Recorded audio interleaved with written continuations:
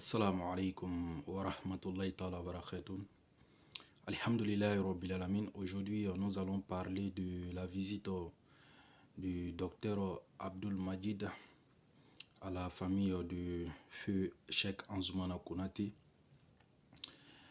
et l'ex-Cheikh Aïman de la Côte d'Ivoire. Et alhamdulillahi rabbil alamin, lors de cette visite, nous avons été touchés par une action, par une autre forme d'éducation de cette jeunesse qui est derrière Dr Abdul Majid même. Pas seulement ses élèves, mais à toute la communauté musulmane partout dans le monde entier, à toutes les jeunes du monde entier. Et Inch'Allah Ta'ala, nous allons suivre un peu cet extrait de cette petite partie de cette éducation qu'il nous a transmis. Inch'Allah Ta'ala, et après on va y revenir.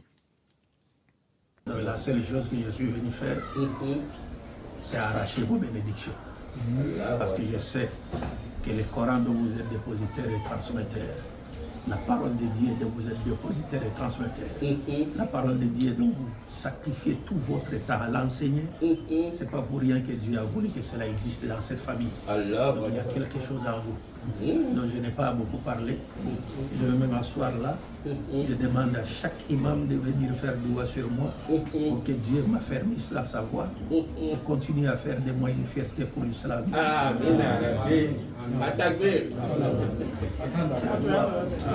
Faites doua pour moi. J'entends que vous fassiez des doigts pour moi. Après, je vais me lever. On va faire doua. Faites d'abord les doigts, après je vais me lever. Faites d'abord les doigts. Faites d'abord les doigts.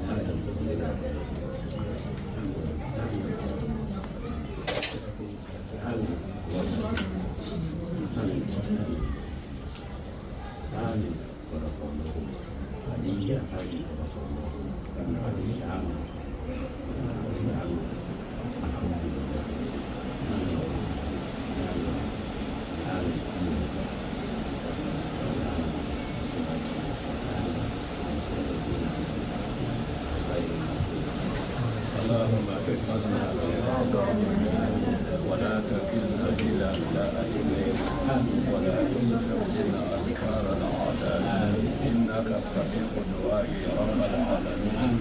اللهم افتح علينا فتوح العارفين، يؤتي الحكمة من يشاء ومن يؤت الحكمة فقد أوتي خيرا كثيرا. اللهم ارزقنا حكمتك وتقواك يا رب العالمين ببركة سبحان ربك رب العزة عما يصفون والسلام على المرسلين والحمد لله. تفضل مشكورا ان شاء الله.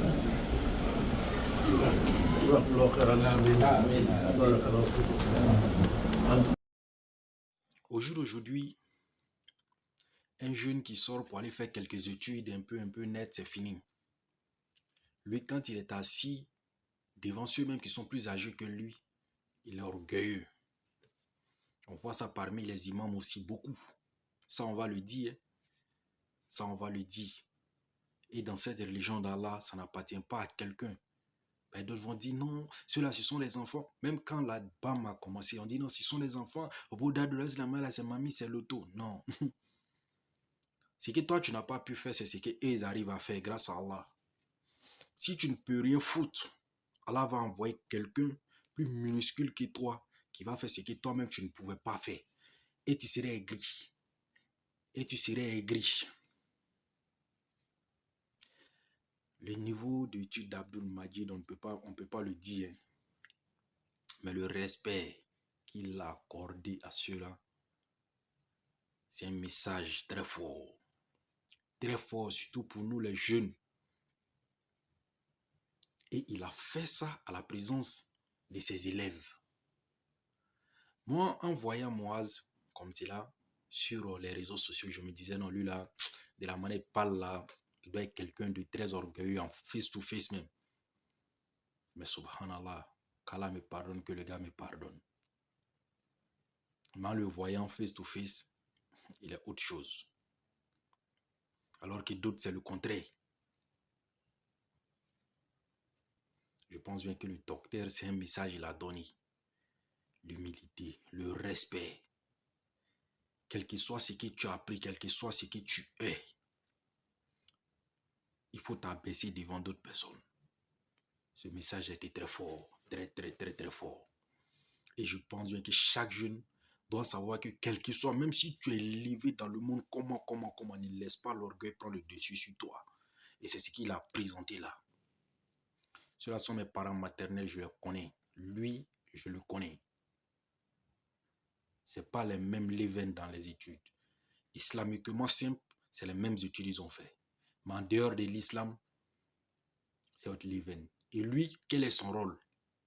Ceux qui ne veulent pas entendre parler de l'islam, qui ne veulent pas voir l'islam, c'est d'aller eux-mêmes les transmettre des messages et de les faire venir dans la religion. Ça, c'est notre levain. Hein? Or, moi, mes oncles, ceux qui sont dans l'islam et qui veulent garder l'islam, c'est-à-dire Abdul Majid lui fait ça, mais eux ils se sont consacrés qu'à ça, c'est-à-dire ils ont des boulots, c'est bon, tout est bon, mais c'est assez cagnafognable quoi.